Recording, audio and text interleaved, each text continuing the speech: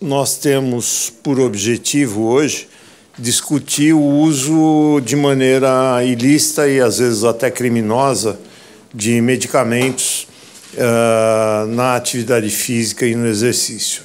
Trouxemos esse tema para ser discutido e, mais uma vez, tirarmos uma posição que seja comum aos médicos, comum à ética e comum a toda a prática da medicina do exercício do esporte.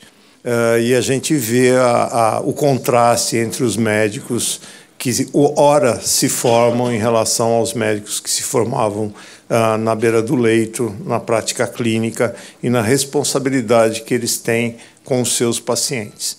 Então, é isso que o CREMESP tem, e eu ouso dizer, o 9 de julho também tem, como uma norma, como um paradigma a ser seguido. Eu tenho o prazer e a satisfação de estar aqui no meio de amigos, né? E eu vou conduzi-los à mesa para que cada um tenha uma mesa de abertura e coloque para a gente essas posições todas que a gente vem comentando. Eu quero chamar, representando o Conselho Federal de Medicina, o Dr. Serafim Borges. O Dr. Serafim Borges é vice-presidente do CREMERGE, no Rio de Janeiro, faz parte da Câmara Técnica do Conselho Federal de Medicina. Tenho o prazer de sentar com ele e ouvir os relatos de sabedoria que ele transmite nessas câmaras técnicas. Posso dizer, para deleite da plateia, que ele é médico do Flamengo, né? E ninguém é perfeito, de acordo com o Dr. Cavazoli. Eu quero chamar também o atual vice-presidente do CREMESP, que a partir de amanhã assume a presidência do Conselho Regional de Medicina do Estado de São Paulo, Dr. Lavínio Newton Camarim.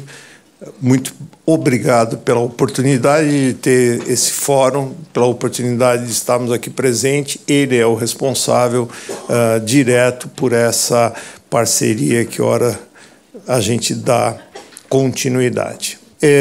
O Dr. Daniel Copilha, presidente da Sociedade Brasileira de Medicina do Exercício e do Esporte, está no Santos Dumont. Parece que ele teve um problema de passaporte, não foi emitido o passaporte, então ele não conseguiu decolar do Santos Dumont por causa da paralisação que teve lá.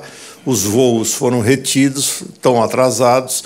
Ele deverá vir para a aula dele à tarde, mas não consegue estar nessa mesa de abertura. Então, ele delegou ao Dr. José Cavazoli Lazzoli, que é diretor científico da Sociedade Brasileira de Medicina do Esporte, a sua representação. O Dr. Cavazoli, ele é tesoureiro-geral da Federação Internacional de Medicina do Esporte, que também apoia essas discussões, então ele vai estar fazendo um papel duplo, né? Infelizmente, ele é tricolor do Rio, não é de São Paulo. Ele senta-se ao lado do Flamengo para fazer um fla-flu aqui, íntimo e descontraído, numa mesa de medicina do esporte. E eu quero conduzir o Dr. Alfonso Migliori Neto, superintendente do Hospital 9 de Julho, que nos proporciona um anfiteatro confortável, nos proporciona uma mídia, nos proporciona as condições ideais para a gente poder discutir os valores que aqui serão discutidos. E nos proporciona isso tudo num ambiente de ética e de boa prática médica, como a norma do hospital. Eu sou testemunha disso, eu coordeno um centro de medicina do exercício do esporte aqui, e eu sou testemunha das condições que o hospital oferece aos médicos. Eu gostaria de dar, nessa abertura, a voz ao Dr. Serafim Borges. Serafim, como eu já falei, representando... Você dá um microfone para ele? Representando o Conselho Federal de Medicina nessa bancada de ilustres participantes. Esse tema, realmente, trazido aqui, foi de uma felicidade grande, porque nós estamos vivendo momentos difíceis com a disseminação de uso destas substâncias, infelizmente, para pessoas que tentam buscar a sua performance, que não existe performance com o uso dessas drogas, a gente sabe disso. existe sim prejuízo à saúde. E eu estou representado aqui nessa mesa também, depois tem uma outra mesa redonda, do doutor Emanuel, que eu vou abordar, então, a questão da prescrição ética que é feita pelos colegas médicos. Evidentemente que a gente vê que existe muita coisa que não é ética e a gente vai ter que ter atenção para isso. Eu vou tentar mostrar algumas coisas para os senhores. Tem um bom fórum, esperamos que possamos atender aí os seus anseios na discussão desse tema. Muito obrigado. Eu quero dar a palavra agora ao atual vice-presidente do CREMESP, Conselho Regional de Medicina, Dr. Lavínio Newton Camarim, que a partir de amanhã assume a presidência do Conselho Regional de Medicina do Estado de São Paulo, para suas considerações e, mais uma vez, agradecendo a oportunidade de estar aqui para discutir esses assuntos com vocês. Bem, bom dia a todos. Dizer que é um prazer muito grande, Ricardo, estar aqui em nome do Conselho Regional de Medicina e trazer um grande abraço do nosso presidente, né, que a gestão dele se finda hoje. Infelizmente não pôde estar conosco, é claro, por também outros motivos aí, motivos de agenda, de compromisso. Mas cumprimentar o doutor Serafim, o doutor Cavazoi, e em especial o doutor Alfonso, porque eu acho que esse tipo de parceria é uma parceria muito importante. Quer dizer, setor público, setor privado, envolvidos, né, num tema de tamanha significância. É lógico que nós temos que aproveitar esse tipo de evento, onde nós temos formadores de opinião, não só para dizer, que é claro que nós vamos discorrer, e esse tema ele foi muito debatido na Câmara Técnica, que é o uso, né, abusivo, o uso não ético, o uso ilegal, o uso criminoso de medicamentos. Tá? Muitas das vezes, o uso não ético não quer dizer que a pessoa está fazendo aquilo porque tem o conhecimento. Mas o pior momento é quando você vê que as pessoas estão se utilizando disso realmente com consciência e colocando a vida de muitos em riscos. E aí nós podemos entrar com os termogênicos da vida, porque você promete, coloca hormônios, olha, agora nós vamos para a creatina, nós vamos para... E faz aquelas promessas mirabolantes, essas coisas todas que nós sabemos que pode desaguar e geralmente vai desaguar num problema futuro. Então, essa é a capacidade que tem os órgãos regulamentadores de tentar frear esse tipo de atuação, cada um na sua área, cada um no seu setor, cada um na sua especialidade. Então, eu desejo que nós tenhamos aqui hoje um dia de muito aprendizado, de muito debate, porque isso nós vamos levar depois, através dos relatores e dos moderadores que vão compor a mesa, nós vamos levar para dentro do Conselho e discutir os pontos mais abrangentes para que nós possamos tirar uma deliberação para desaguar numa resolução, numa normatização, ou, no mínimo, se nós não conseguirmos fazer disso uma resolução devido, né, às vezes, as resoluções infra-hierarquicamente, né, ela tem dificuldade, porque tem que ser coisas muito bem fabricadas e muito bem colocadas, mas que nós vamos ter como orientações para que os profissionais desse Estado consigam atingir o melhor êxito possível no tratamento do seu paciente. Tá bem? Que todos tenham um bom evento e é um prazer estar aqui hoje. Muito obrigado. Representando a Federação Internacional de Medicina do Esporte e a Sociedade Brasileira de Medicina do Exercício do Esporte, Dr. Cavazoi, por favor. Obrigado, Ricardo. Bom dia a todos. Primeiramente, gostaria de parabenizar o Dr. Ricardo, o Dr. Lavínio, o Dr. Alfonso, pela brilhante iniciativa de abrir um fórum, de organizar um evento destinado a discutir esse tema tão importante, mas, ao mesmo tempo, tão presente, infelizmente, no cotidiano ou na realidade do exercício do esporte no Brasil e no mundo. Não só a medicina, mas todas as profissões da área da saúde estão muito preocupadas com o uso não ético e ilegal de medicamentos no exercício no esporte. Então, eu penso que todos nós, sejamos médicos ou sejamos professores de educação física, ou fisioterapeutas, ou nutricionistas, enfim, todos nós que trabalhamos com pessoas que fazem exercício físico e com atletas que competem, todos nós, não só da área de medicina do esporte, mas todos aqueles que eventualmente têm contato profissional com pessoas com esses perfis, acho que cabe a nós educar, né? Eu acho que, dentro desse contexto, esse evento é um momento para que todos nós reflitamos como está a nossa prática médica dentro da área da saúde e como que nós podemos influenciar, todos nós que somos formadores de opinião, aqueles nossos pacientes, né, aqueles nossos clientes, aquelas pessoas que estão no nosso entorno e, muitas vezes, por meio da mídia, pessoas anônimas que não nos conhecem, mas como que a gente pode educar e influenciar essas pessoas para que não sigam pelo caminho distorcido, mas para que venham para o caminho da retidão, da correção, da honestidade e da saúde. Então, espero que todos tenham um excelente evento e, em nome das entidades que eu represento, mais uma vez reitero os parabéns aos líderes deste evento pela felicidade e pelo timing correto na organização do evento sobre o uso não ético e ilegal de medicamentos no esporte. O 9 de julho pertence a um grupo de hospitais, a gente chama de Rede Ímpar de Hospitais. Somos 2 aqui em São Paulo. 9 de julho, Hospital Santa Paula. No Rio de Janeiro, nós temos 2, que é o São Lucas, em Copacabana. Tem o Hospital de Clínicas de Niterói e em Brasília também. O 9 de julho é um hospital em referência na alta complexidade. A gente tem hoje 410 leitos, são 91 leitos em UTI, são 22 salas cirúrgicas, 2 delas híbridas. Aqui a gente mostra um pouco da ampliação.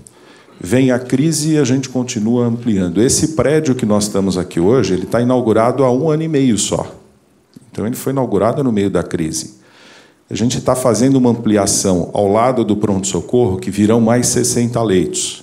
E a gente não para, tem que trabalhar. Aqui alguns dos nossos números. São quase 26 mil procedimentos cirúrgicos ano. São 2.500 colaboradores, a gente tem mais os terceiros. A emergência são quase 140 mil atendimentos ano. Mais de 1,5 milhão de exames ano. Aqui os nossos valores, mas a gente sempre gosta de chamar a atenção para o principal, que é a atenção ao ser humano em primeiro lugar. Eu já falei a respeito disso. Quando a gente pensa no ser humano, tudo fica mais fácil. Um dos nossos cases, nós somos o principal centro de robótica do país hoje. Nós compramos o 2º robô, são mais de 70 cirurgias robóticas por mês, centro formador, e colocamos já um 3º robô lá no São Lucas, no Rio de Janeiro, e do jeito que está indo, vamos ter que comprar o 3º em breve. A gente também tem um centro de transplante de medula, que é único, é uma unidade eram 15 leitos, há 3 semanas atrás nós inauguramos a 2ª unidade, são mais 15, agora são 30, em que tem todo um cuidado com os detalhes que a gente sabe que não tem em outros locais. Então, as unidades todas têm pressão positiva, não só dentro do quarto, na unidade inteira. Controle individualizado de pressão, temperatura e umidade. A gente sabe que, para os transplantes de medula, isso é importante. E outros cuidados que a gente vai ter o prazer de estar mostrando para vocês aí ao longo do dia. Aqui depois, a gente também vai estar mostrando, é um centro de medicina especializada, onde fica a nossa medicina do exercício e do esporte, que são centros, né? É um ambulatório, a gente não gosta de chamar de ambulatório, porque quando se fala em ambulatório, parece que é só consulta, né? E o contexto do centro é diferente. É um atendimento integrado, né? Com nutricionista, com fisioterapeuta, com educadores do esporte. Depois o Ricardo e o Pablo podem falar um pouquinho mais a respeito disso. E também o centro de longevidade. São 14 andares, 12 centros, são mais de 130 mil atendimentos por ano. E, quando se pensa em um hospital, a gente sempre fala assim, não, está pensando na cirurgia, está pensando no paciente. Não, nós estamos pensando na saúde, na qualidade de vida, no acompanhamento dos pacientes e das pessoas, né? Prevenção é sempre o melhor. Então, rapidamente, eu só aqui estou mostrando, tem um monte de outras situações, cada um dos profissionais não são só médicos, a gente tem outras atividades também, e a gente vai ter muito prazer em estar mostrando para vocês ao longo do dia. Bem, obrigado.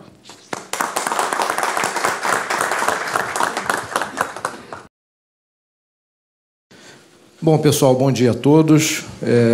O doutor Ricardo pediu para que eu viesse aqui discutir um pouco com vocês sobre o uso não ético e ilegal de medicamentos no esporte, principalmente em relação àqueles medicamentos que são utilizados são medicamentos de utilização clínica, mas que, no contexto de algumas modalidades esportivas, pode ser caracterizado como um uso ilegal. Como temos muitos colegas de outras especialidades, vamos passar rapidamente pelo conceito de doping, vamos passar pela lista de substâncias e métodos proibidos da Agência Mundial Antidoping, vamos passar pelo conceito de autorização para uso terapêutico, que é basicamente a possibilidade de você utilizar de modo terapêutico substâncias que façam parte daquela lista de substâncias proibidas. E vamos conversar um pouquinho sobre o trabalho da Comissão de Autorização para Uso Terapêutico da Autoridade Brasileira de Controle de Dopagem, comissão essa que eu tenho a honra de presidir. Então, rapidamente, o conceito de doping.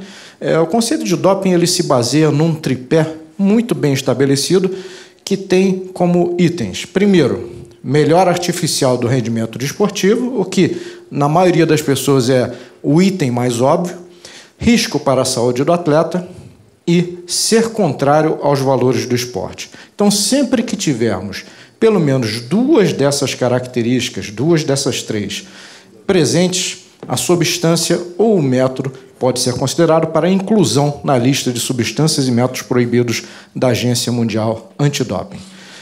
Alguns podem achar isso um pouco subjetivo, ser contrário aos valores do esporte. Não, isso está muito claramente estabelecido no Código Mundial Antidoping, da WADA, e dentro do contexto deste evento, eu gostaria de destacar alguns desses pontos, que seriam a ética, o jogo limpo, a honestidade, a preservação da saúde do atleta, excelência no desempenho, sim, mas com preservação da saúde, o caráter, fator educativo, respeito pelas regras e pelas leis, e respeito por si próprio e pelos seus oponentes. Então, esses são os itens que estão claramente estabelecidos e definidos como fazendo parte do contexto dos valores do esporte da Agência Mundial Antidoping. O controle antidoping ele pode ser feito durante competições ou pode ser feito fora de competição. Então, se você é um atleta de alto rendimento, a qualquer momento você pode receber a visita de um oficial de controle de dopagem para colher uma amostra, e sempre lembrando que a recusa em se submeter ao controle antidoping é considerado um positivo. Então, o atleta ele não pode se recusar a ser submetido ao controle antidoping. Importante lembrar também, no contexto geral, que o atleta é responsável por qualquer substância que seja encontrada no seu organismo. Então, atletas bem esclarecidos, eles sabem que eles têm que ter controle muito rigoroso de tudo aquilo que eles ingerem, de qualquer tipo de medicamento. Ele não pode pegar um medicamento emprestado do vizinho ou do colega de quarto, ele tem que saber o que ele está tomando e, na dúvida, o médico do clube, ou o médico da federação, ou o médico pessoal dele tem que estar disponível para tirar dúvidas. E é importante, deixar claro que o conhecimento dessa lista de substâncias e métodos proibidos da WADA deve ser de conhecimento do atleta e do médico. né? Acompanho vários atletas de alto nível e todos eles são instruídos a baixar todo ano a lista da UADA, lerem e, se tiverem alguma dúvida, vão discutir comigo. Mas todos eles têm a noção do que eles podem, do que eles não podem, do que eles devem, do que eles não devem. Para aqueles que talvez não estejam tão familiarizados, esta é a lista, né, de substâncias e métodos proibidos da UADA. Ela é atualizada anualmente. Em geral, entre final de novembro e início de dezembro, a lista vigente a partir de 1º de janeiro do ano seguinte é disponibilizada no site da Agência Mundial Antidoping, e essa é a lista vigente para o ano de 2017. A lista é basicamente dividida em substâncias e métodos proibidos a qualquer momento, tanto em competição quanto fora de competição, substâncias e métodos proibidos somente durante competições e substâncias proibidas em alguns esportes específicos pela característica dessas modalidades. Então, outro conceito importante aqui é o conceito de autorização para uso terapêutico. Como eu comentei há pouco, é um procedimento para obter autorização para a utilização terapêutica de uma substância que faça parte da lista de substâncias proibidas da Agência Mundial Antidoping. Então, em resumo, esta é a lista, né, de grupos, né, terapêuticos que são proibidos, né? De S0 a S5, né, substâncias não aprovadas, anabolizantes, hormônios e substâncias relacionadas, beta-2 agonistas, moduladores hormonais e metabólicos e diuréticos e outros agentes mascaradores. Esses grupos aqui são proibidos em competição e fora de competição. De S6 a S9, estimulantes, narcóticos, canabinoides e glicocorticosteroides são proibidos somente durante competições. E álcool e beta-bloqueadores são proibidos em esportes específicos. Então, permitam-me, com base no programa do evento, enfatizar aqui, en passant, alguns grupos, né? Porque a gente sabe que anabolizantes, alguns hormônios, moduladores hormonais, estimulantes, essas outras classes terapêuticas serão discutidas ao longo do evento. Então, sempre lembrando que as substâncias não aprovadas, né, qualquer substância que não conste das demais categorias dessa lista e não seja aprovada por nenhuma agência reguladora governamental para uso terapêutico humano, ela, em princípio, ela é considerada proibida, né? Ou seja, isso inclui substâncias que tenham sido descontinuadas, substâncias artesanais, entre aspas, substâncias em estágio pré-clínico ou substâncias aprovadas somente para uso veterinário. No tocante aos beta-2 agonistas, né, alguns comentários rapidamente. Todos os beta-2 agonistas seletivos e não seletivos são proibidos, né? Então, temos aqui alguns exemplos. Temos algumas exceções. Salbutamol, formoterol e salmeterol são permitidos por via inalatória, em doses até generosas em relação às doses terapêuticas habituais. Vocês sabem muito bem que são broncodilatadores, né? Também podem produzir aumento da massa muscular e redução da massa adiposa.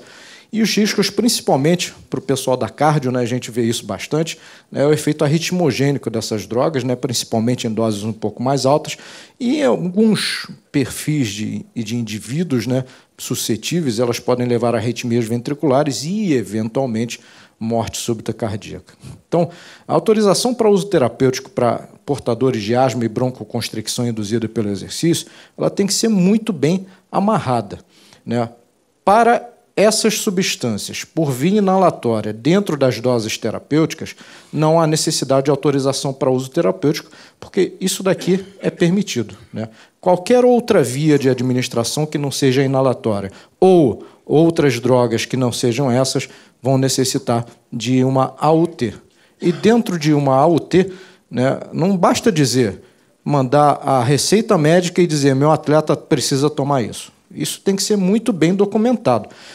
Tem que ter um histórico médico completo, tem que ter um relatório exaustivo de exame clínico, obviamente com ênfase no aparelho respiratório, um laudo de uma prova de função respiratória, né, com medição de parâmetros que mostrem a melhora com o uso daquela substância que se pretende prescrever, né? E, enfim, nome completo, a coisa tem que ser muito bem documentada para análise da comissão. Outro grupo é o grupo dos diuréticos, né, de agentes mascaradores. diferentes tipos de diuréticos, alguns agentes mascaradores, e a ação dos diuréticos é a capacidade de diluir a urina, impedindo ou dificultando a detecção de outras substâncias proibidas. Então, às vezes, o indivíduo toma uma substância de um outro grupo, que é proibida, e ele toma o diurético para aumentar a diluição da urina e alterar o limiar de detecção daquela substância ou outra que é proibida. E os diuréticos também eles podem ser utilizados de forma ilícita para redução de peso naquelas modalidades, né, com divisão em categorias por peso, ou quando o peso reduzido possa ser considerado uma vantagem. Então, vocês imaginam que acompanhem, né, os indivíduos, por exemplo, de modalidades de luta, que são ranqueados por peso corporal, e muitas vezes, na véspera, eles perdem de maneira insana, né, 7, 8 quilos para se enquadrarem numa categoria de peso mais baixo para poderem competir, né? E isso se consegue como? Desidratando. Desidratando, em geral, de forma bastante perigosa do ponto de vista clínico. Uma solicitação de AUT por um diurético com agente mascarador, né, quando são utilizados simultaneamente as substâncias sujeitas a limites máximos, né? Na lista tem substâncias que são permitidas dentro de uma determinada concentração urinária. Então, quando você usa o diurético e uma outra substância, você tem que ter uma AUT para essa substância, além da AUT para o diurético ou para o agente mascarador. Os glicocorticoides, né, eles são drogas bastante comuns, né? Boa parte das solicitações de autorização para uso terapêutico são por corticoides. E são proibidos quando administrados por via oral, endovenosa, intramuscular ou retal, ou seja, via sistêmica. Quando se pede uma AUT para uso de corticosteroide, a coisa também tem que ser muito bem documentada e baseada em evidência científica. Não é porque eu descrevo um quadro clínico e eu quero prescrever o corticoide, é que necessariamente a comissão vai autorizar isso. Então, como a gente sabe que os corticoides são administrados por via sistêmica, eles são proibidos, nessas vias aqui, a AUT vai ser necessária. Por todas as outras vias, né, a AUT será desnecessária. São situações relativamente comuns, né? Corticoide inalatório para indivíduos que têm asma, né? Corticoide cutâneo, às vezes para doenças cutâneas, enfim, uma série, o uso oftalmológico também. Chegam, às vezes, solicitações de autorização para uso terapêutico que são completamente desnecessárias. Então, a comissão também procura trabalhar com um caráter educativo, né, para que os médicos em geral, os solicitantes em geral, saibam onde que é necessário, onde que não é, e, no caso de haver alguma dúvida, a comissão está sempre disponível para tirar dúvidas. E, finalmente, aqui, dentro daqueles quatro grupos que nos propusemos a comentar rapidamente, os beta-bloqueadores. Os beta-bloqueadores, eles são proibidos somente durante competição, nesses esportes aqui, e também fora de competição naqueles que estão assinalados com asterisco, né? São esportes nos quais, né, a precisão ela é importante, e nós sabemos que o beta-bloqueador diminui a frequência cardíaca, diminui o tremor de extremidades, né? Por exemplo, no tiro com arco, no tiro, né, em geral, o sujeito atira na diástole. Então, se eu tenho uma frequência cardíaca mais baixa, a minha diástole é mais prolongada. Puxa vida, para atirar daqui até ali é uma coisa, né? Mas para atirar com tiro com arco a 90 metros de distância, esses pequenos movimentos fazem uma diferença muito grande. Então, os beta-bloqueadores, eles são drogas, são um grupo terapêutico que são proibidos em alguns esportes específicos. Falar um pouquinho da autorização para uso terapêutico, né? Como já dissemos, é um procedimento para obter autorização para a utilização terapêutica de uma das substâncias que faça parte da lista. Deixando claro que, em princípio, se houver indicação, evidência científica e não houver outra alternativa terapêutica razoável, né, uma substância que conste da lista de substâncias proibidas pode ser utilizada, sim, para uso terapêutico, desde que isso seja muito bem documentado e analisado pela comissão. Então, atletas de nível internacional que façam parte no programa de monitoramento da sua federação internacional, devem obter essa autorização para uso terapêutico diretamente junto à sua federação internacional. Atletas de nível nacional devem requerer a AUT diretamente à ABCD, existe um formulário próprio para isso, no site da ABCD, com a maior antecedência possível, né, de preferência no mínimo 30 dias. E somente em casos excepcionais ou de emergência permite a aprovação de uma AUT com efeitos retroativos. Então, o sujeito teve uma intercorrência, teve que ir ao pronto-socorro, era uma situação em que havia risco, né, de morte ou de dano irreversível e foi necessário utilizar uma substância proibida. Então, isso tem que ser muito bem documentado e encaminhado para a comissão.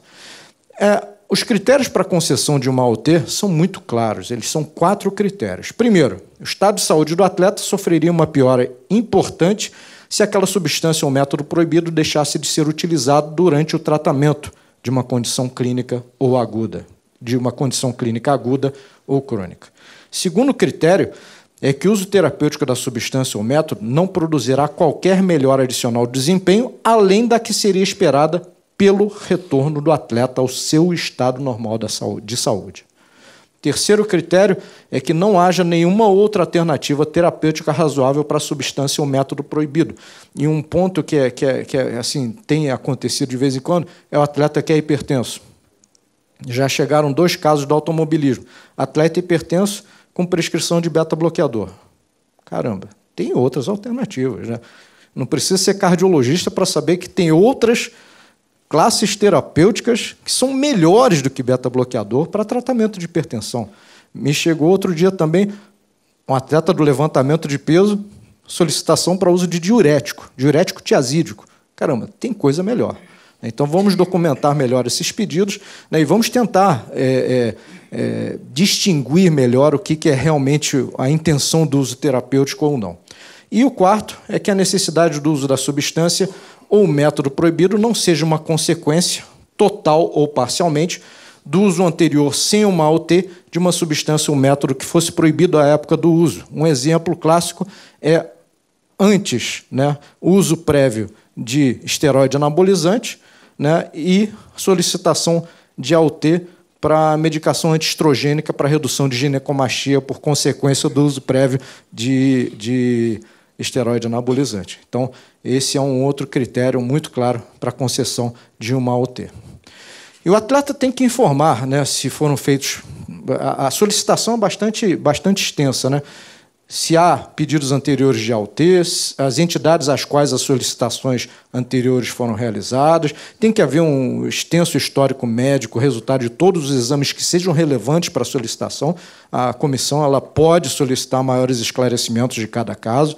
Uma declaração médica atestando a necessidade do uso da substância, né, e a razão pela qual o uso de uma outra alternativa não foi considerado, ou se houve outras alternativas que clinicamente não produziram os efeitos necessários ou desejados, especificação médica sobre dosagem, frequência, via e duração da administração da substância e a comprovação de que o responsável médico pela confederação foi notificado sobre essa solicitação de AUT.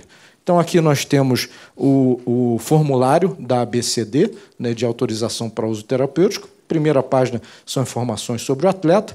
Aqui são informações médicas, né, especificação de cada medicamento que é solicitado, com a dose, via de administração e a frequência e a duração do tratamento, né, se já houve pedidos anteriores ou não, informações do médico que está fazendo a solicitação, a declaração do atleta, que é uma declaração padrão. Isso pode ser baixado no site da ABCD, tá? Estou passando rapidamente aqui, e, enfim, a assinatura do atleta e o final do formulário. Isso daí pode ser baixado em abcd.gov.br. Tá?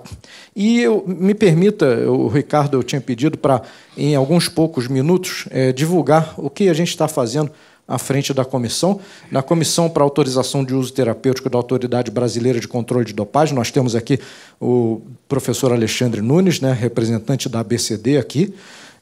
Na comissão, nós temos 21 especialistas de altíssimo gabarito, alguns dos quais estão aqui presentes. Desde 15/4, né, nossa atuação à frente da comissão, nós já recebemos 36 solicitações de AUT, sendo que dessas 36, 11 foram solicitações desnecessárias. Exemplo, corticoide tópico, uso oftalmológico, uso cutâneo, uso inalatório. 13 AUTs foram negadas, dentro daqueles critérios que expusemos há pouco. 8 foram concedidas e 4 estão pendentes. Uma está pendente porque chegou ontem, foi encaminhado para os pareceristas, ainda não temos a resposta, e outras 3 estão pendentes porque os dados enviados com a solicitação não eram suficientes no entendimento da comissão. Nós solicitamos o envio de informações complementares que até o momento não chegaram. Um exemplo foi esse do levantador de peso solicitando o uso de diurético, por exemplo. Em termos de esportes, né, o futebol vem em primeiro lugar, com 22 dessas solicitações, seguidas do atletismo, da natação, do automobilismo, do levantamento de peso e do rugby. Grupos de substâncias, dentro daquelas, né, da lista de substâncias proibidas. O campeão, né, em primeiro lugar, temos aqui os glicocorticosteroides, com 21 das solicitações. Beta-2 agonistas vem em segundo lugar, com 5. Anabolizantes, com 3. Estimulantes e beta-bloqueadores, com 2. Moduladores hormonais, diuréticos e substâncias outras, com 1 solicitação. O prazo, né? Vejam que existe um fluxo entre a solicitação chegar à BCD enviar para a comissão, isso eu acabo atuando como meio de campo, porque a gente chega, mata a bola e passa para aquele especialista ou para aquele grupo de especialistas que, em princípio, pela sua atuação e experiência profissional, seriam os mais adequados para responder aquele ponto, e isso vem do parecerista, passa pelo nosso endosso, isso é muito rápido, e volta para a BCD para envio para o atleta e para o médico assistente. Então, para que vocês tenham uma ideia, destas 36 solicitações, 18 foram respondidas no mesmo dia, 9 foram respondidas em 24 horas, 1 levou 2 dias para ser respondida, 2, 3 dias para a resposta, e 2 mais específicas levaram 6 dias. Por que isso? Porque eram situações relativamente complexas, envolvendo especialidades médicas que a comissão não tinha ninguém com expertise naqueles pontos específicos, então nós tivemos que enviar para consultores ad hoc, que muito gentilmente despenderam seu tempo para ajudar a comissão. Então, a média desse tempo de ida e volta é inferior a 24 horas. Então, a comissão tem atuado de forma bastante ágil dentro do contexto que nós temos hoje na ABCD. Então, isso daqui são, só para lembrar, que pelo código da UADA de TUE, né, a gente teria, teoricamente, até 30 dias para responder, mas a gente entende que quanto mais rápido a gente puder trabalhar, melhor. Então, como take-home messages, né, como mensagens para levar para casa, lembrando que todo atleta é responsável por toda e qualquer substância que seja encontrada no seu organismo, mas não somente o atleta, mas o seu médico assistente também. Qualquer atleta pode utilizar qualquer substância para uso terapêutico, desde que, sob prescrição médica, haja uma justificativa clínica documentada para tal uso e não haja outra alternativa terapêutica razoável para o uso da substância proibida. Então, dentro do contexto, essa mensagem que eu tinha para vocês. Gostaria de agradecer a atenção de todos e a deferência do Ricardo. Muito obrigado.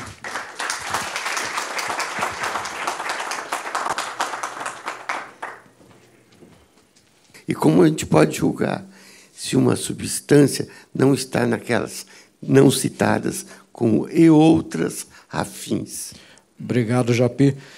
A lista ela é muito bem amarrada, de tal forma que a gente sabe muito bem que a medicina avança muito rapidamente, né? E o que a UADA não quer é que, digamos assim, um indivíduo, talvez com não tão boas intenções, olhe a lista e fale, puxa, Essa substância já foi lançada. Substâncias não lançadas de uso clínico, elas são proibidas em princípio, sumariamente.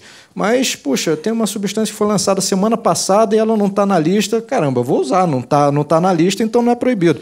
Então, assim, um dos objetivos da UADA é amarrar isso. Vou te dar um exemplo dentro da nossa área de cardiologia, né? Beta-bloqueadores.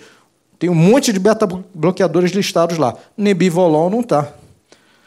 Nebivolol, que é o mais cardioseletivo de todos, que tem ação vasodilatadora associada, não está na lista, mas ela tem ação associada, ela tem ação compatível com os beta-bloqueadores. Então, ela também está proibida. Tá certo? O que tu entende que é o grande desafio para a comissão, já que esse ano estamos vendo que vai ser uma comissão que vai ter muito trabalho, até um trabalho de orientação das equipes médicas que, aparentemente, porque mandam tantas solicitações necessárias, não tem a informação mais adequada. Qual é o teu grande desafio para gerenciar, presidir essa comissão, Cavazari? Como você disse, e como nós vimos, né, das 36 solicitações, 11 eram AUTs desnecessários. O sujeito fez lá a solicitação, mas era uma substância e uma via que não necessitava, eram substâncias e vias permitidas, né? Então, acho que um ponto é o ponto de educação. Nada impede que qualquer colega tenha dúvidas, tá? E, para essas dúvidas, a gente está sempre à disposição. Do ponto de vista de educação, ele pode ser visto de uma forma mais ampla também, né? Educação não só do médico que atua com atletas, mas também desse médico com a equipe com a qual ele trabalha. A gente recebeu algumas solicitações, por exemplo, de um sujeito que foi de um atleta de uma modalidade que, na sua cidade, uma cidade do interior de um dos estados do Nordeste, um dia ele passou mal e foi para um pronto-socorro. E, assim, foi atendido pelo colega e foi administrada uma substância proibida por uma via proibida, né? E aí já tinha acontecido há 2, 3 dias e solicitaram uma UT retroativa. Nesse caso específico, tá, não era risco de absolutamente nada, não era risco de vida, não era nada que induzisse a qualquer situação irreversível, não era o melhor tratamento, tá? E a comissão teve muita dificuldade em aprovar aquilo ali. Na realidade, não aprovou. O que eu sempre procuro falar para os colegas que atuam com equipes desportivas é que eles tenham controle total de tudo aquilo que os atletas que estão sob a sua responsabilidade utilizem, em qualquer momento de suas vidas, seja treinando, seja eventualmente competindo, que é mais fácil, ou seja eventualmente em momentos de folga, momentos de lazer. Se eu tenho atleta sobre a minha responsabilidade, deixo meu celular com eles e tirem todas as dúvidas. Ficou na dúvida, está no pronto-socorro, doutor, estão querendo me passar tal coisa. Deixa eu falar com um colega aí. E muitas vezes, o colega que trabalha em pronto-socorro, ele, na maioria das vezes, ele não conhece a lista de substâncias proibidas. Algumas vezes ele nem sabe que está lidando com um atleta. Quando sabe, ele talvez não conheça a lista. E dentro desse contexto, talvez a gente possa, não só a comissão, mas todos nós que atuamos com atletas, possamos atuar também ajudando a educar esses colegas. Olha, isso daí que você está querendo prescrever faz parte da lista de substâncias proibidas, vai criar problema para o atleta. Tá? Então, o que você acha? Você não precisa adotar nenhum tom que não seja um tom de igual para igual. O que você acha da gente? Vamos discutir. O que você acha da gente recorrer a tal alternativa? Isso daí vai fazê-lo melhorar da mesma forma e não vai criar problemas para ele.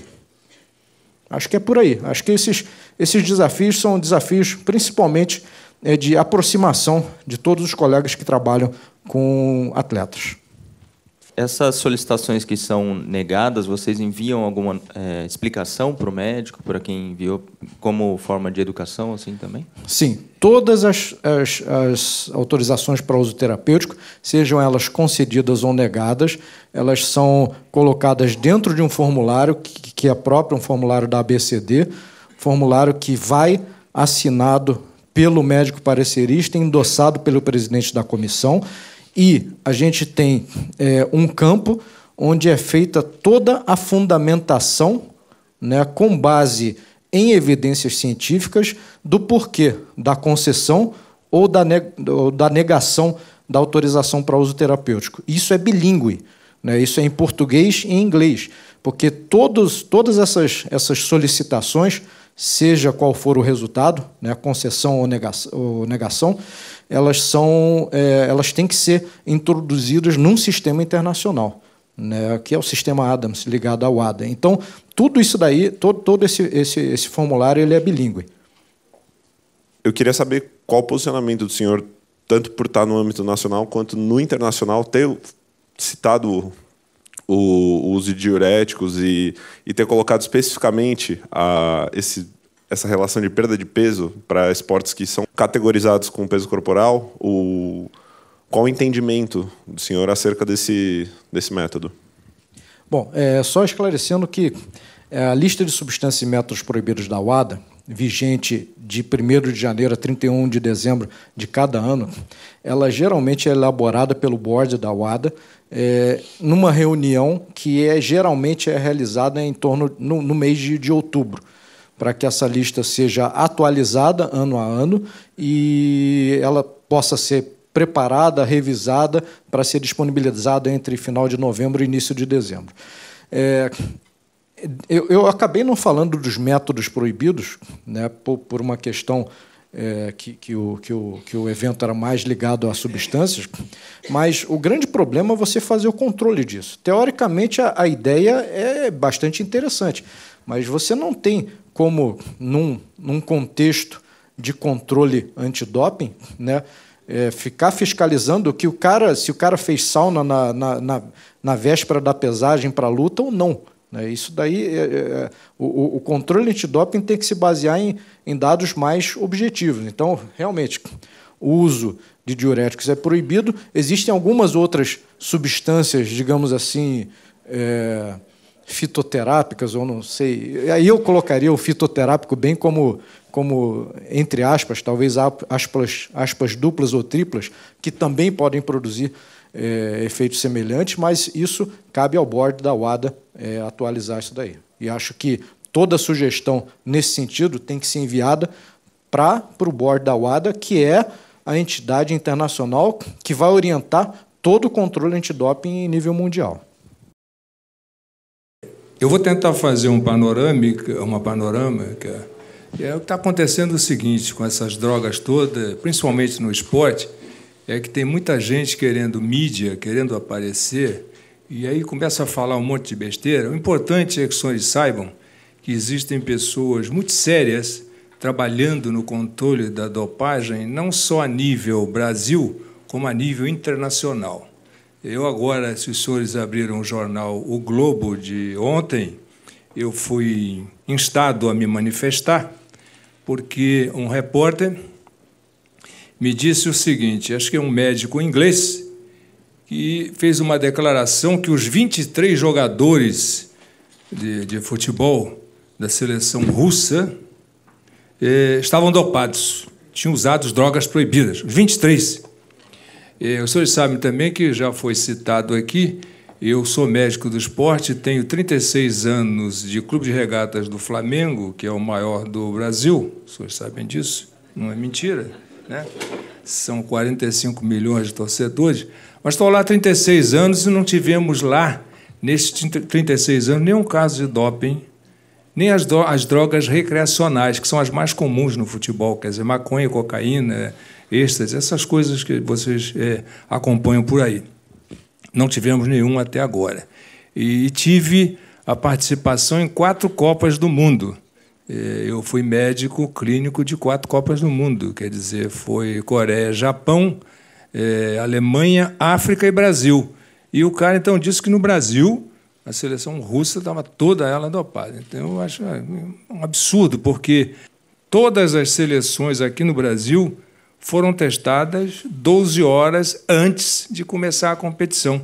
E os atletas são testados após a competição, após cada jogo. A gente sorteia 4 atletas de cada clube, de cada seleção, Porque você vai, os 2 primeiros vão fazer, se esse primeiro aqui sair para um hospital, o terceiro vem para o lugar dele, se esse aqui sair, o 4º vem para o lugar dele. Só se houver alguma lesão grave que ele não possa ser testado. O cara está inconsciente, foi para o hospital, fez um TCE, é diferente. Mas todos são testados. Então, eu acho impossível. Então, o pessoal está criando muita mídia. Evidentemente que isso está na moda, a utilização dessas substâncias, principalmente em academias. Depois eu tenho uma outra mesa que eu vou mostrar aos senhores. Bom, esse aqui, os senhores têm ideia, é o seguinte, o ato médico ele está completo, evidentemente, você faz a sua anamnese, você faz o exame físico, se você é um cardiologista, eventualmente, ou não, você poderá fazer lá no seu consultório mesmo, eu faço no meu, em todos os meus pacientes, um eletrocardiograma de repouso, né? Após isso, evidentemente que você vai traçar a sua estratégia diagnóstica. Você vai pensar, bom, como é que eu vou fazer? E aí você acaba nisso tudo, depois do seu pensamento, evidentemente, fazendo a sua prescrição médica. Então é importante que o seu ato médico vá terminar, evidentemente, ele poderá terminar com uma prescrição de medicamentos, ou você simplesmente pode dizer, por exemplo, para aquele seu hipertenso estágio 1, que não tem nenhum outro fator de risco associado para a doença cardiovascular, você poderá dizer para ele o seguinte, olha, de acordo com nossas diretrizes, esse camarada vai voltar daqui a 6 meses, ele vai fazer o famoso MEV, que é uma mudança de estilo de vida. Então, você vai orientá-lo a procurar uma nutricionista, a parar de fumar, a reduzir a sua bebida alcoólica e fazer exercício. E depois ele volta. Então, você já não sai de cara fazendo prescrição, evidentemente. Então, está aqui. Você tem que ter transparência para com o seu paciente na prescrição, esclarecer, e você tem que mostrar que você tem conhecimento sobre as reações adversas. E eu sempre digo para o meu paciente, ó, quem falar para o senhor ou para a senhora que os medicamentos não têm nenhum efeito colateral, estão mentindo. Então, o que a medicina faz? A medicina ela faz um balanço, evidentemente, dos riscos e benefícios daquela droga. Se a droga tem mais benefícios para aquele doente, evidentemente que você vai utilizar. Então, você utiliza assim, mas tem que mostrar para ele que existe. Senão o cara chega, hoje ele bate lá no Google, começa a buscar aquele negócio todo, vai ler a bula e vai te trazer problemas para isso, né? Então, o médico, evidentemente que ele pode fazer isso aqui, vai fazer um medicamento de referência, ele não pode estar ligado, os senhores vão ver depois, a nenhuma farmácia, a nenhum viés que possa estar aí conduzindo para outras situações. E você poderá até indicar, evidentemente, um medicamento genérico, mas sempre tomando cuidado, obviamente, eticamente, isso é ético. Você olhar, laboratório de fundo de quintal não serve. Então, você tem que dizer para o seu doente, olha aqui, se a senhora pegar um laboratório lá do fundo de quintal, não vou dizer o nome do bairro lá que a gente usa, mas no Rio a gente usa. Se for lá de tal lugar, a senhora não compra. A gente tem lá, evidentemente, você tem que ser, o laboratório tem que ser ao menos confiável. Por exemplo, Biomanguinhos, lá, que é um laboratório do governo, evidentemente, que lá fabricam muitos remédios, são remédios confiáveis. Então, você pode indicar, por exemplo, remédios lá de Biomanguinhos para eles utilizarem. Apesar do ministro da Saúde não querer usar a eritropoetina produzida lá. Lá tem 4.800.000 doses de eritropoetina e o senhor ministro, evidentemente, que causa grande mal à saúde brasileira, ele não quer usar aquelas drogas, ele quer comprar uma outra. Assim como comprou as paraginases também chinesa e matou as crianças. Então, isso aí não é ético. Infelizmente, ele vai ser interditado, apesar de ser engenheiro, vai ser interditado. Tem uma ação que nós participamos ontem com todos os conselhos do Rio de Janeiro. Nós estamos fazendo uma ação contra ele, tentando impedi-lo de ser o ministro da Saúde, porque ele, na realidade, ele está sendo chamado e vai ser publicado nos jornais de ministro da doença, não da saúde. Então, isso pode acontecer. Aí não é ético, né? Então, está aqui, ó, dentro do Código de Ética Médica, eu fiz uma separação rapidamente da responsabilidade profissional. Então, aqui, no artigo 2º, ó, é vedado ao médico delegar a outros profissionais ato ou atribuições exclusivas da profissão médica. Evidentemente que o ato médico foi aprovado, os senhores têm que estar atentos para isso. É proibido a transcrição de receita médica. Casos especiais são dos profissionais portadores de deficiência física que os impeçam de desempenhar a tarefa de prescrição. Evidentemente que ele tem uma deficiência física, mas ele vai orientar aquela prescrição para que alguém possa fazer para ele, né? Você não pode ver lá o seu doente e depois fala para o acadêmico, faz a prescrição dele. Não pode. porque o acadêmico não é médico. Isso vai ser exercício ilegal da medicina. Quem tem que fazer é você. Você que tem que passar isso para ele. Ainda no artigo 11, receitar, atestar ou emitir laudo de forma secreta ou ilegível, sem a devida identificação de seu número de registro no Conselho Regional de Medicina de sua jurisdição, bem como assinar em branco folhas de receituários, atestados, laudos ou quaisquer outros documentos médicos. E aqui vem um grande problema, aí já sai da prescrição médica, mas vai para o atestado de óbito. Agora, recentemente, um colega, evidentemente que de maneira não ética, ele emitiu em 6 meses 82 atestados de óbitos. 82. Só que 2 estavam em branco. Os 2 em branco, como é que faz? Ele só assina e entrega para a funerária. A funerária, então, arruma lá o cadáver depois e bota naquele... Isso não pode fazer isso. Não pode. Isso aí não é ético, evidentemente, que ele seja julgado. Então, você não pode, de jeito nenhum, deixar nada lá assinado e pedir para alguém depois preencher para você. No artigo 37, prescrever tratamentos ou outros procedimentos sem exame direto do paciente, salvo em caso de urgência ou emergência, impossibilitando comprovadamente de realizá-lo, neste caso, imediatamente após cessar, evidentemente, o impedimento. Então, nessa situação, você está liberado para fazê-lo.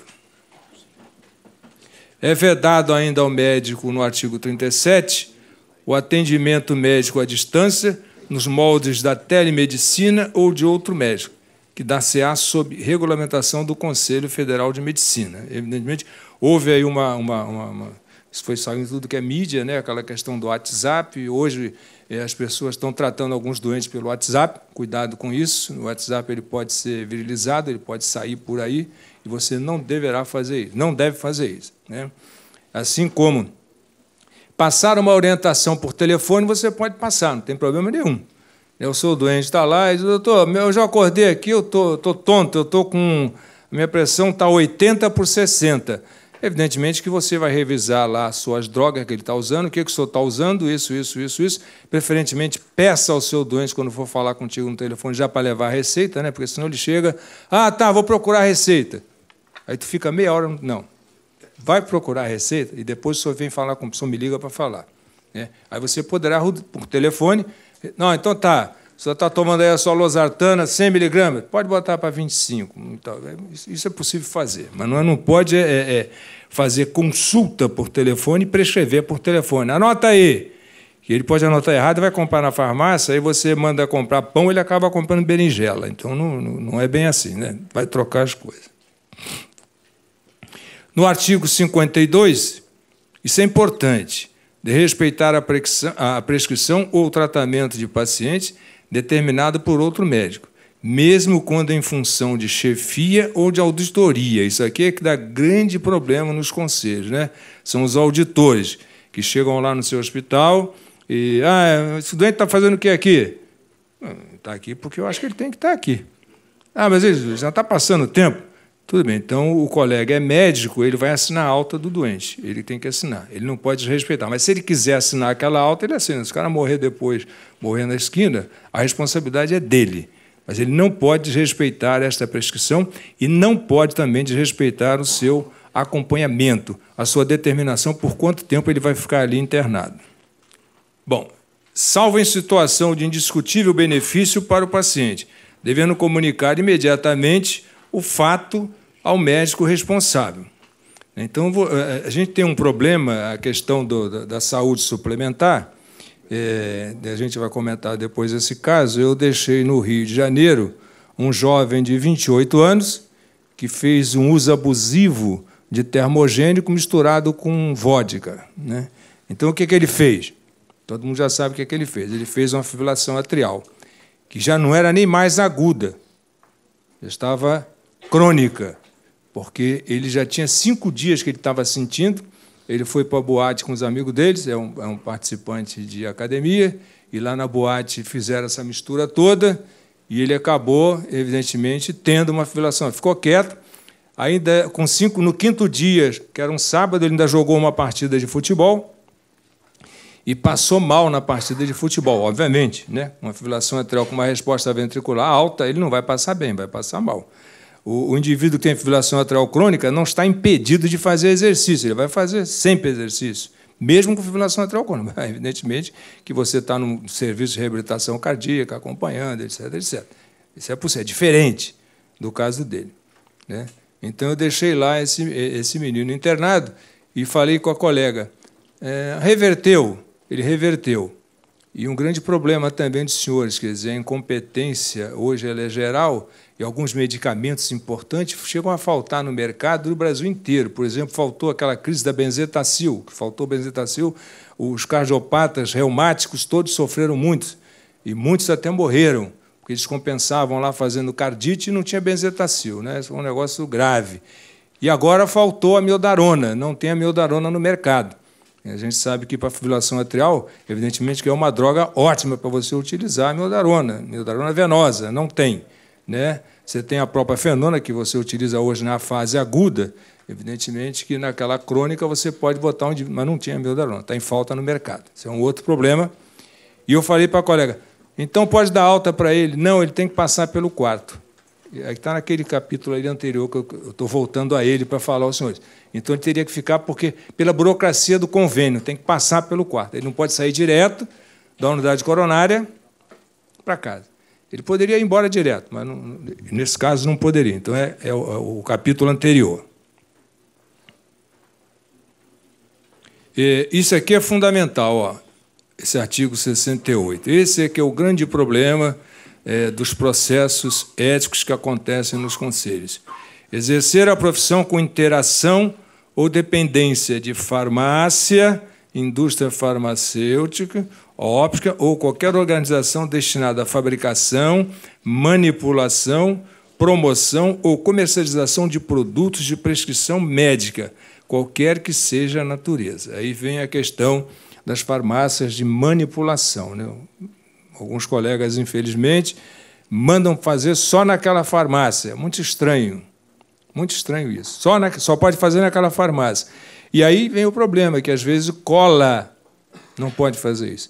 Ele cola o adesivo da farmácia na sua receita. Olha que absurdo. E aí ele é pego pelos conselhos. Então, você não pode ter interação, você não pode levar essa vantagem financeira, né? A gente sabe que hoje o nosso país é um país complicado de natureza ética, né? Porque isso é uma palavra grega, que quer dizer o quê? Quer dizer caráter.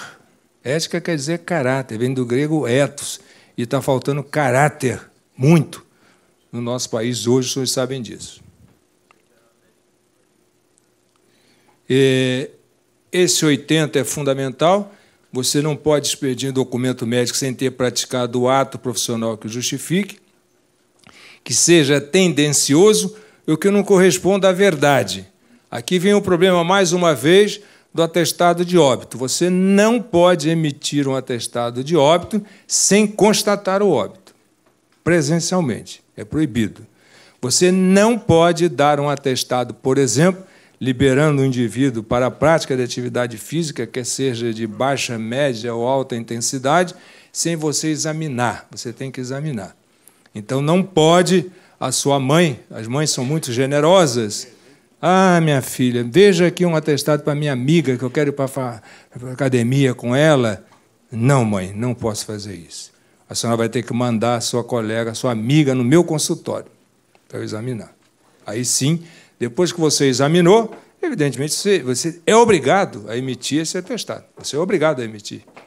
Não é favor para o doente, para o paciente. Você tem que emitir. Então, você não pode, fica vedado isso aí para você. No 114, consultar, diagnosticar ou prescrever por qualquer meio de comunicação de massa. Nós falamos isso lá. Então, está aqui no Código de Ética Médica. Ok, 5 minutos, estou terminando. Fazer isso, evidentemente, por jornal, enfim, não dá para você fazer. Isso aí tem que ser de maneira presencial. Bom, aqui esse é um outro problema sério, a questão do carimbo. A gente passa muito por isso, né? Eu fui fazer um ultrassom meu, Aí cheguei lá no laboratório, vejam vocês, fazer um ultrassom, aquele negócio de próstata, você tem que tomar água, né? Fica ali prendendo na urina e tal. Aí estou lá aprendendo, né? Aquele troço chato. Aí, quando chego, a moça, entreguei o pedido para a moça, ela falou, o senhor não vai poder fazer o exame.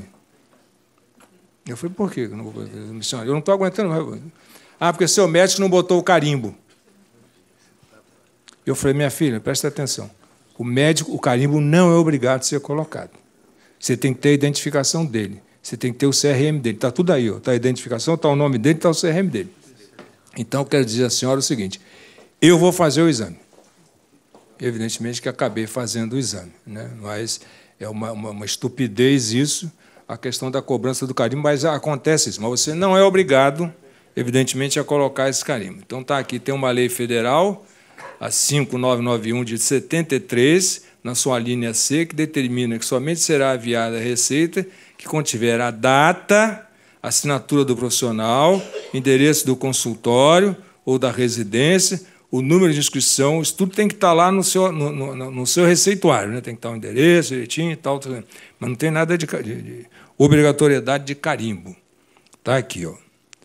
Não há exigência do carimbo médico em receitas, mas sim da assinatura com identificação clara e o respectivo CRM. A posição do carimbo é opcional. Você poderá botar lá o seu carimbo ou não. Então, você não é obrigado.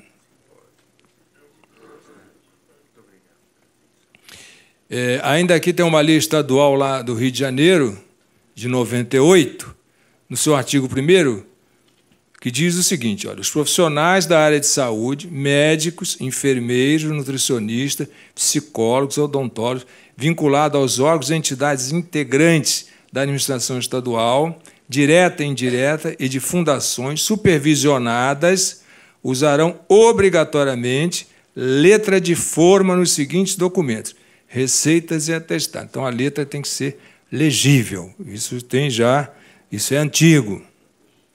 Muito obrigado.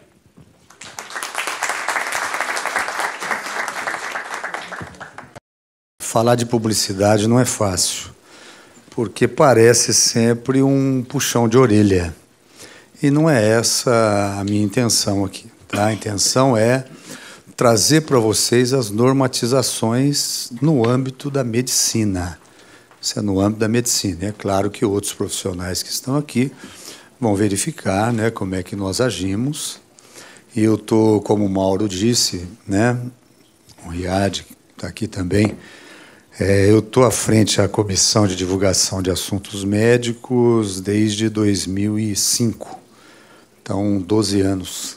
12 anos, eu posso dizer que dá para ter uma noção boa sobre publicidade e como a gente tem agido. Tá? Então, não me entenda mal, por favor. É a legislação e, né, o trabalho do Conselho Regional de Medicina. Bom, primeiramente, eu queria dizer o seguinte, nós temos que ter, no mínimo, um conceito de ética. Né? E a ética, nós temos que saber que ela é dinâmica, ela não é estática. A ética é um conjunto de normas num período da história. O que é ético aqui pode não ser em outro lugar, e o que é ético hoje nós podemos estar discutindo daqui a 2, 3 anos como se tornou, né, ultrapassado. Agora, a ética nós temos que ter a noção realmente de que ela vem de dentro de cada um de nós. Diferente de moral. Moral, legalidade e ética são 3 coisas. Tá certo? Então, moral, ela já é o que vem de fora para dentro, ou seja, é o que esperam da gente. Um código de ética médica é um código de moral. Tá certo? E a ética nós temos que trabalhar diretamente. Quem diz isso, claro que não sou eu, né? Isso aqui, Diego Gracia, ele que já coloca isso nos seus trabalhos, na sua literatura. Publicidade. Também aqui, longe de tentar discutir a diferença de publicidade, propaganda, marketing. Nós queremos mostrar para o médico que publicidade é quando ele está envolvido numa aparição. E tem que tomar os seus cuidados. normas, resoluções, existem leis, decretos, né? E o Código de Ética Médica. Então, nós temos que tomar muito cuidado, porque o ato de publicidade, né, quando ele é sobre qualquer produto ou serviço, no caso nosso, médico, serviço, com o objetivo de esclarecer, está tudo tranquilo. Só que o que acontece é o segundo momento. Ele vem com o objetivo de atrair clientela, de atrair, né, o paciente. E nós temos que tomar cuidado com os limites disso, com os limites. Porque qualquer aparição nossa como médico, ela é entendida como sendo uma atividade de iniciativa e participação. Ah, mas não fui eu. O que aconteceu? Eu passei por uma agência de marketing, de publicidade, eles que fizeram, foi o jornal que publicou, foi a revista, mas você apareceu lá. Então, tem que sempre tomar cuidado com isso. Claro que aqui caberia várias coisas nós discutirmos, várias coisas ser levantadas, mas isso é de uma forma geral. Então, temos que tomar muito cuidado quando damos uma entrevista, muito cuidado quando aparecemos em público. Tá? Então, isso é a nossa resolução 974, para quem quer. Né? É a 4ª resolução, aliás, editada pelo Conselho Federal de Medicina, porque as comissões de divulgação de assuntos médicos começaram a trabalhar em 1970. Então, de 70 para cá, nós tivemos 4 edições de resoluções. Tá? E essa é a última resolução. Médico que quer se divulgar, ele tem que ter essa resolução na cabeceira da cama para saber como ele deve fazer. Ou então, quando contratar uma equipe de marketing, passar essa resolução e dizer, ó, cuidado que não é a mesma coisa de você vender uma pizzaria. Cuidado que não é a mesma coisa de você vender, né, uma loja de souvenir, qualquer coisa nesse sentido. Então, tomar muito cuidado realmente. Né? Porque a publicidade médica, ela não tem e ela não é comparável com a publicidade de produtos meramente comerciais. Então, tanto que nós temos o artigo 58 do Código de Ética Médica que diz, olha, a comercialização na medicina ela é vedada. Tá? Ah, mas comércio, então eu não posso ganhar dinheiro na medicina? Não é nada disso. Você está ganhando com trabalho, agora você tem que tomar cuidado como você vai se divulgar, né, na prática do dia a dia, porque confrontam alguns artigos, além de confrontar a resolução 1974. O que a 1974 diz especificamente? E o que nós deveríamos parar e tomar cuidado? Porque o resto vai nos causar problemas, dependendo aonde nós queremos chegar e até onde nós avançamos. E dizer para vocês, hoje, o número de médicos da mesma especialidade que tem denunciado outros médicos da mesma especialidade está aumentando vultosamente. Por quê? Porque um dermatologista, um cirurgião plástico, que parou de fazer a sua publicidade de uma forma exagerada, imoderada, abusiva, ele vê que o outro colega está fazendo e está, no caso, fazendo uma concorrência desleal e angariando realmente o que nós chamamos, né, no artigo 51, de angariar clientela. Então, tem que tomar muito cuidado com isso tudo. O que nós devemos ter? O nome do profissional, a especialidade, quando ele tiver, o número de inscrição no Conselho Regional de Medicina da sua jurisdição, o RQE, que também vem junto com a especialidade, que é o Registro de Qualificação de Especialidade, né? E as demais indicações dos anúncios deverão limitar-se muito e não ter isso aqui, sensacionalismo e nem autopromoção. O sensacionalismo e a autopromoção é o que mais leva, são as duas coisas que mais levam o médico aos tribunais éticos, criminal também, mas principalmente civil, que são as promessas de resultado. E hoje, o paciente, um bom advogado, vai pleitear ou da instituição, solidariamente, e do médico também. Tá certo? Então nós temos que tomar cuidado. O que é o sensacionalismo e a autopromoção? Isso é uma coisa muito vaga? É. Mas é básica, não é que é muito vaga, mas daria um tempo para nós discutirmos. Mas é basicamente o seguinte: autopromoção e sensacionalismo. Eu fui o melhor, comigo não tem problema, eu não tenho complicação, eu faço procedimentos e nada acontece, eu sou o dono da técnica tal, tal, tal, e na verdade não é, porque quando você é, claro que você tem que dizer que é, e é mesmo, você confirma isso. Mas muitas das vezes colocam técnicas, inclusive, que não são reconhecidas ainda cientificamente no meio científico. Então, nós temos que tomar muito cuidado com a autopromoção e com o sensacionalismo. Uma coisa que eu nunca entendi, mas nós temos que seguir. Você pode até ter 4, 5 especialidades registradas no Conselho Regional de Medicina, mas a hora que você for fazer anúncio, o legislador disse para nós, tem que anunciar até 2 especialidades somente. Se você disser, eu, particularmente, concordo com isso, não concordo. Mas isso é norma. Estou trazendo para vocês o que a norma diz. Eu sou pediatra, faço medicina do esporte e sou oftalmologista.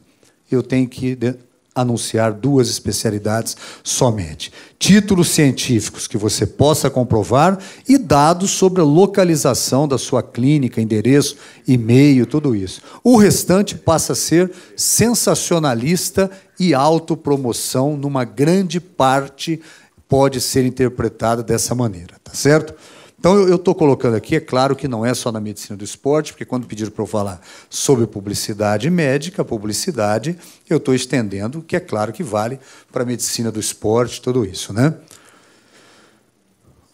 A pessoa jurídica pode fazer, como, por exemplo, o Hospital 9 de Julho? Claro que sim. Fazer as suas colocações, tem que tomar muito cuidado, sempre ter o nome do diretor técnico junto, né? Ali, olha... tal, Unimed, diretor técnico, responsável técnico, né? Então, você pode fazer de clínicas, de instituição, também publicidade, não tem problema nenhum, mas os limites são os mesmos que um médico, né, tem no seu consultório. Então, o que acontece? O diretor técnico do consultório, na verdade, é o próprio médico. Trabalha sozinho, ele é o seu diretor técnico, vamos chamar assim. Numa instituição, tem o diretor técnico nomeado pela administração. E ele é quem responde, hoje, pela norma e a resolução que foi editada dia 26 de outubro do ano passado, e passou a viger 26 de abril desse ano, que é a resolução 2147 de 2016, traz um grande número de atribuições ao diretor técnico que vocês ficam realmente... Eu estou até preocupado. É claro que o Conselho Federal de Medicina fez isso, claro que tem suas preocupações e fez de uma maneira muito correta, mas tem que tomar muito cuidado para não afastar os diretores técnicos, porque a pessoa pode falar, eu tenho tantas atribuições no caso de deveres e quase nenhum direito, eu estou fora disso aqui. Porque, na verdade, desde a lei, do decreto-lei nosso lá atrás, que é o 20.961, o que acontece? Lá de 1932, já dá ao responsável técnico a condição de ser o grande, vamos dizer, responsável por toda a instituição de saúde onde tenha médico atuando. Tá? Então, o diretor técnico tem que ter essa responsabilidade. Isso aqui é o que acontece muito, vocês têm que tomar cuidado, principalmente no interior, mas acontece também na capital. O médico participar da escolha do médico do ano. Isso não existe. É o melhor médico, é isso, é aquilo outro, tal. Isso não tem. Tá? Agora, a especialidade, fazer isso, quer dizer, você ser homenageado pela tua especialidade é outra coisa. O que eu estou dizendo aqui geralmente acontecem eventos sociais onde não tem embasamento nenhum para quem tirou, de onde você tirou, quem é o melhor médico realmente, e você sai, né, dizendo depois que é o melhor oftalmologista. No interior é geralmente quem compra uma mesa para ir no evento social. Comprou uma mesa, participou do jantar, ele é o melhor médico. Se ele não comprar a mesa e não for no jantar, eu acho um melhor médico que vai comprar a mesa.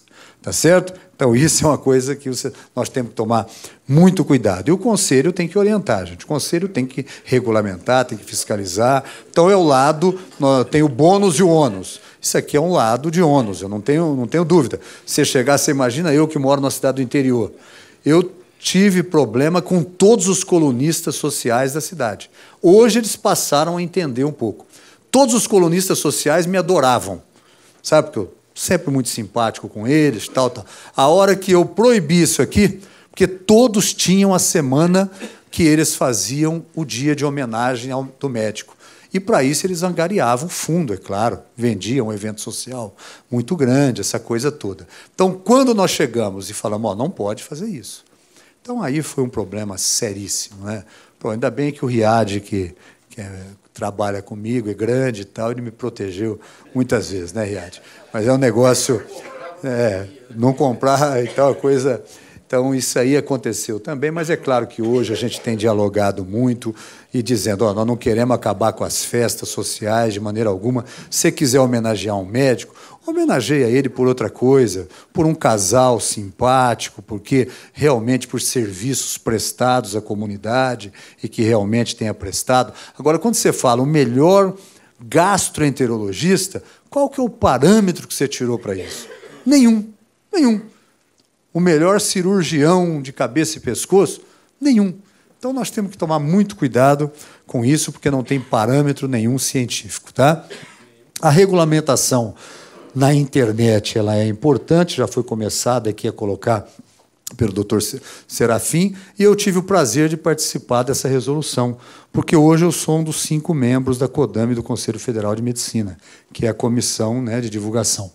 Então, isso aqui, nós realmente, porque estavam acontecendo muitos problemas sérios, tá? Porque esse negócio de selfie, essa coisa de tudo, isso, olha, no centro cirúrgico, às 2h da manhã, a pessoa tira uma foto de uma cirurgia com a barriga aberta, não sei o quê, e diz, olha onde eu estou, olha como vida de médico é difícil, olha como não sei o quê, e às vezes expõe o paciente, faz uma série de coisas. Outro dia nós pegamos uma doutora de uma cidade aqui próxima, expondo a hemorroida de uma outra paciente.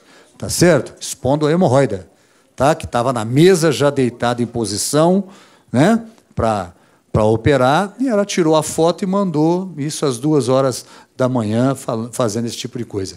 Então, nós resolvemos dizer o seguinte, para efeito do que essa resolução 2126, que é o complemento da 1974, de 2011, ela vai agora dizer sobre as mídias sociais. Entendam como mídias sociais. Sites, blog, Facebook, YouTube, WhatsApp, similares que vão aparecer ou que já tem, essas coisas todas. E o que nós não podemos fazer? Nós não podemos continuar fazendo. Cuidado com selfies, os autorretratos que traduz isso em concorrência desleal pelo sensacionalismo e pela autopromoção, e cuidado também com a imagem do paciente, tanto do antes ou depois, porque saía muito isso, ou então mesmo expondo o paciente. Porque quando você expõe um paciente, lembre-se só o seguinte, você está colidindo no mínimo com 5 códigos.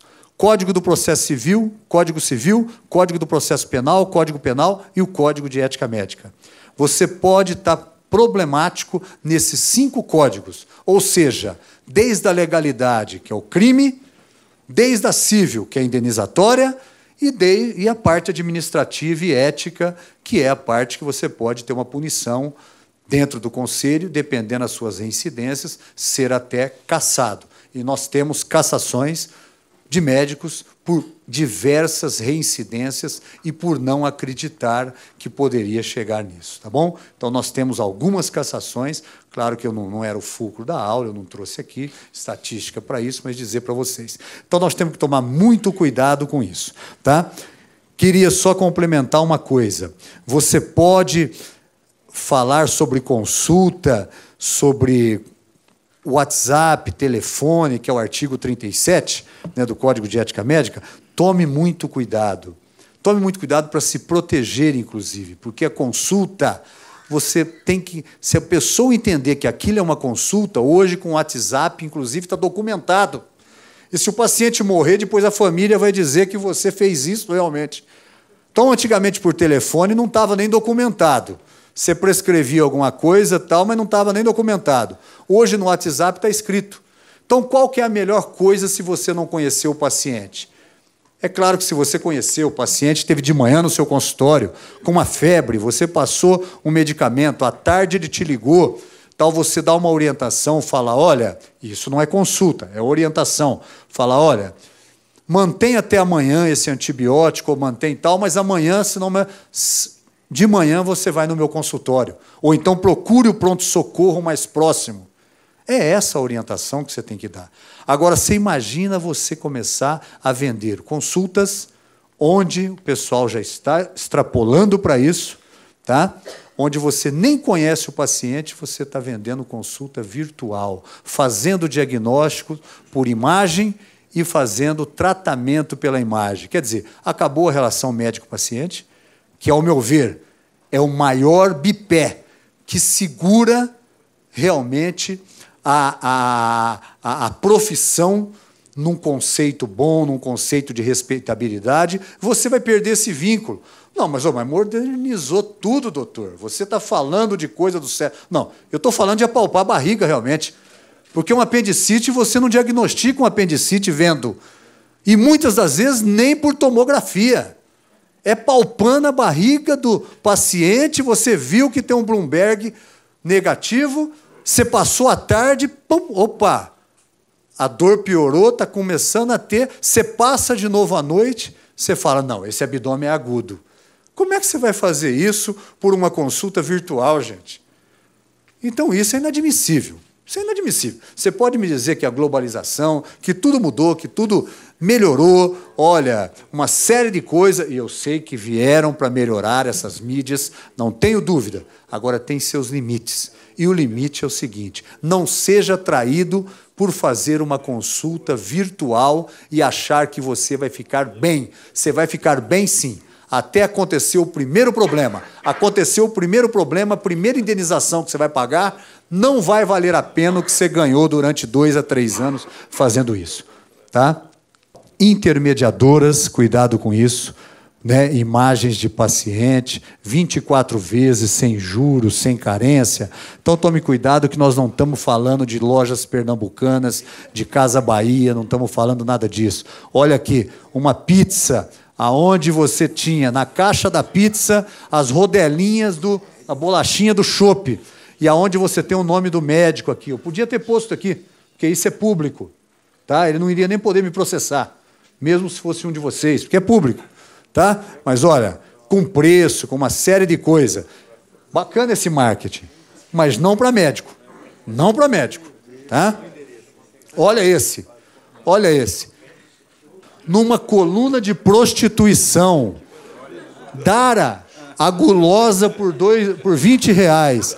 O médico vai lá e entra numa coluna de prostituição e faz a bioplastia, que é o polimetilmetacrilato, o PMMA, falando que isso dá potência sexual, enrijece o pênis, faz uma série de coisas, tal. Quer dizer, é tudo mentira. Mas se vocês quiserem o cartãozinho, eu tenho o cartão dele aqui, tal. Então, é isso aí. Mas você veja bem como é que nós chegamos. Olha que ponto que nós chegamos, tá? Dizer para vocês, as intermediações, hoje o Conselho Federal de Medicina proíbe as intermediadoras, tá? Nós depois podemos discutir o que é intermediadora, proíbe, mas a lei permite, só que a lei não está tendo êxito, por quê? Porque o consórcio, que era só de bem móvel e imóvel, e agora passou a ser de serviço de qualquer natureza, não está indo para frente porque não tem fundo de reserva. Então, o paciente entrou aqui no Hospital 9 de Julho. Tudo bem, ele tinha uma cirurgia comprada por R$10.000. Fez a cirurgia, complicou, ficou 150 dias na UTI. A conta dele foi para 400 mil. Quem paga essa conta? Teria que ser um fundo de reserva. Não tem. O paciente vai para o SUS. O Ministério Público disse, jamais. Nós não vamos permitir isso. Nós vamos cobrar de vocês, Associação Nacional dos Consórcios. Por isso é que não está indo para frente isso. Senão estaria indo para frente em demasia. cartão de desconto, geralmente funerárias, posto de gasolina, e vende junto uma consulta médica. Não é permitido também. Claro que a parte de órtese e prótese, nós fizemos uma resolução, isso já tem no Conselho Federal de Medicina também, o problema aí, né, das órteses e próteses, o vínculo do médico, o médico tem que tomar muito cuidado com isso, e eu iria perder um tempo no envelhecimento para falar do anti-aging, porque casa muito com o que nós estamos falando aqui hoje, porque nós não temos nenhuma evidência científica e nem a Associação Americana e a Europeia, ela considera o anti-age como uma especialidade ou como algo que dê resultado. Não é só a brasileira, não. E, ao mesmo tempo, nós estamos vendendo tudo isso aqui como sendo algo que vai contra o envelhecimento. É claro que isso tudo não tem nenhum tipo de valor científico, porque os riscos potenciais que um hormônio causa, se ele for mal aplicado, pode ser um risco potencial irreversível. Por exemplo, substâncias antioxidantes, essas coisas todas, hormônios bioidênticos, não tem nenhuma evidência científica, tá certo? Então, nós temos uma resolução editada pelo Conselho Federal de Medicina em 2012, que é um 999, que proíbe tudo isso, proíbe essas coisas por não ter valor científico, nada disso. O que eu disse para vocês, a União Europeia nem a americana reconhece o anti-age. O CREMESP se preocupa muito com os cursos que têm proliferado nisso aqui. É um curso de ganha dinheiro e, desculpa, é um curso de engana trouxa.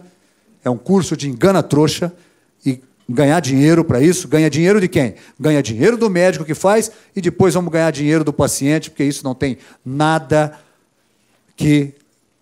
um método como reposição de hormônios e vitaminas se realmente não tiver uma hipovitaminose ou uma deficiência de hormônios. Tá? Então, as terapêuticas experimentais, temos que tomar muito cuidado, porque hoje está em moda a terapêutica experimental, sem você ter passado por comissão de avaliação de ética e pesquisa. Né? Não podemos fazer isso porque causamos dano ao paciente, colidimos com o Código de Ética Médica, indicar práticas proibidas pela legislação vigente no país. Isso é crime, isso pode dar cadeia, tá? E, ao mesmo tempo, não colaboramos com nada disso. Concluindo, não deve ser divulgado como procedimento, tratamento ou especialidade médica, pois o anti-aging não existe. Anti-aging é isso aqui, tá bom?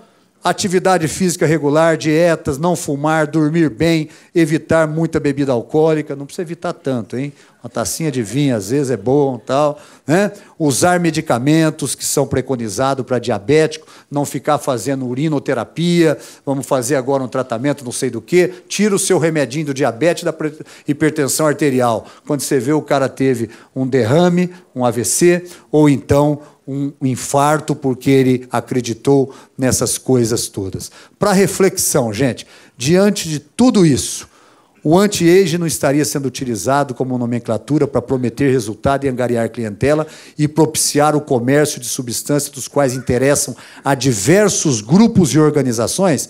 Eu não tenho dúvida disso, porque, olha, nós temos que tomar cuidado com isso, até peço para vocês para verificar que existem substâncias, aí faz parte da medicina do esporte, nós temos que, olha só, o que nós podemos transformar uma pessoa, né? E, é claro, publicidade médica é interessante, mas nós temos que seguir a prescrição, não errar na dose. Você pode fazer a sua publicidade, mas não erre jamais na dose. Muito obrigado pela tolerância. É isso aí. Obrigado pelo tempo, Maricel.